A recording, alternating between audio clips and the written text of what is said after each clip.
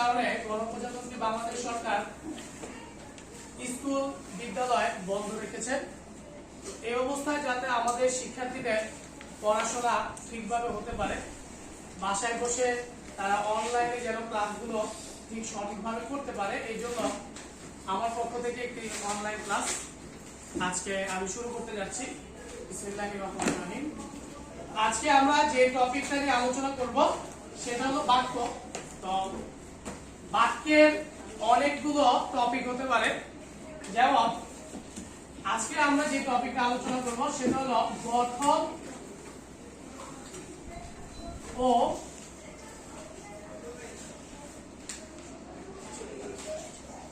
গঠন ও বৈশিষ্ট্য অনুসারে বাক্য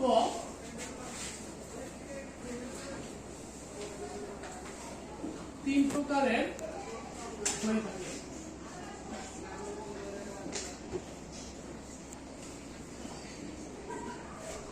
দেখো যে বাক্য অনেক ধরনের হতে পারে, যেমন সাধারণভাবে বাক্য, এরপরে গঠন অনুযায়ী বাক্য, এরপরে কর্ম অনুযায়ী, ক্রিয়া অনুযায়ী বাক্য, অনেক প্রকারের বাক্য হয়ে থাকে।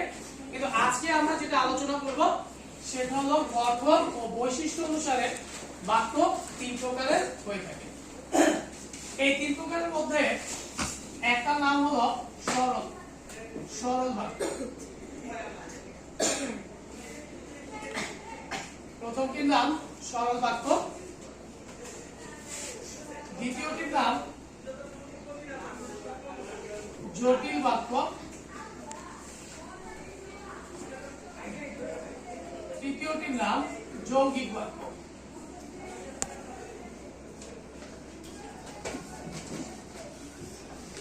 আমরা অনেকে সরল, জটিল, যৌগিক এই বাক্যগুলোর নাম শুনেছি, কিন্তু আসলে এই বাক্যগুলো কিভাবে গঠন করতে হয় বা বাক্যগুলো চেনার কি উপায়, এগুলো আমরা অনেকেই জানি না। আমাকে এই বাক্যগুলো চেনার আগে একটা বিষয় খুব ভালোভাবে জানতে হবে, সেটা হলো সমাপিকা ক্রিয়া এবং অসমাপিকা ক্রিয়া।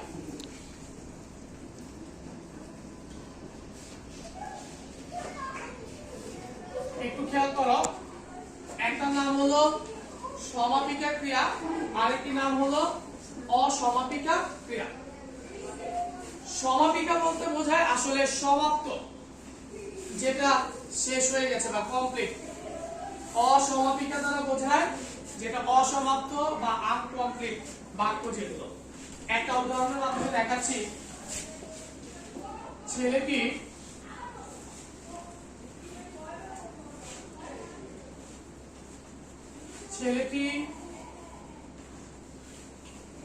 প্রতিদিন স্কুলে যায়। আচ্ছা, খাদিজা দাঁড়াও। খাদিজা বলতো, এই যে ছেলেটি প্রতিদিন স্কুলে যায়, এখানে ক্রিয়া কোনটা? যায়। আচ্ছা, তোমার কাছে কি মনে হয় বাক্যটা কি কমপ্লিট না আনকমপ্লিট? কমপ্লিট। আচ্ছা, আমি যদি এই বাক্যটাকে এভাবে লিখি, ছেলেটি প্রতিদিন স্কুলে গেলে, এবার আমাকে বলো এখানে ক্রিয়া কোনটা? আচ্ছা, এখানে কি বাক্যটি কমপ্লিট না আনকমপ্লিট? ওকে, এই যে ক্রিয়া, এখানে যায় যে ক্রিয়াটা, এটা হলো সমাপিকা, যেহেতু এই ক্রিয়ার মাধ্যমে বাক্যটা কমপ্লিট হয়ে গেছে, সম্পূর্ণ হয়ে গেছে। আর এখানে আমি দেখতেছি যে ক্রিয়াটা হলো গেলে, এটা দ্বারা বাক্যটা কমপ্লিট হচ্ছে না, তাহলে এই ক্রিয়াটাকে আমরা কি বলবো? অসমাপিকা। হ্যাঁ, কারো কোনো প্রশ্ন থাকলে করতে পারো, এই সমাপিকাটা বুঝছো কিনা? সমাপিকা অসমাপিকা ক্রিয়াটা বুঝতে পারছো সবাই? ওকে, দেখো একটা বাক্যের মধ্যে সমাপিকা ক্রিয়াও থাকতে পারে, আবার অসমাপিকা ক্রিয়াও থাকতে পারে। কিভাবে? রহিম সাহেব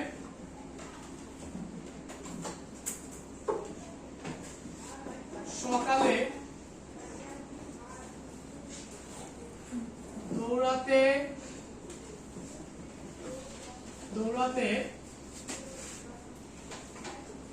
বাজারে গেলেন। আচ্ছা খাদিজা আমাকে বলো তো এখানে কয়টা ক্রিয়া আছে?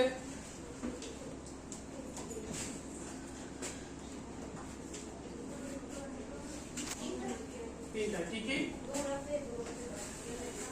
দৌড়াতে দৌড়াতে গেলেন। আচ্ছা এখানে বলো তো এই যে দৌড়াতে এটা কি সমাপিকা না অসমাপিকা? আর গেলেন, তাহলে দেখছো আমি কিন্তু বাক্য কয়টা লিখছি? একটা। একটা বাক্যের মধ্যে আমরা দুইটা অসমাপিকা ক্রিয়া পাচ্ছি আর একটা কি পাচ্ছি? সমাপিকা ক্রিয়া।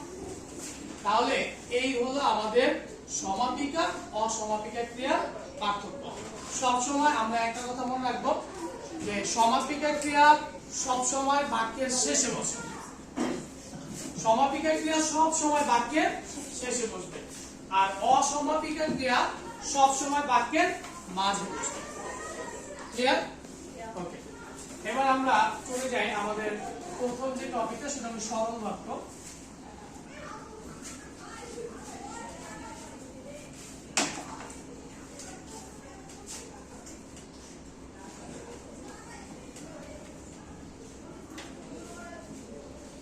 আচ্ছা সরল বাক্য যেহেতু নামটা সরল, বাক্যটাও কি সরল, কারণ একদম সহজ সরল যে বাক্যগুলো আছে এই বাক্যগুলোকেই মূলত সরল বাক্য বলে।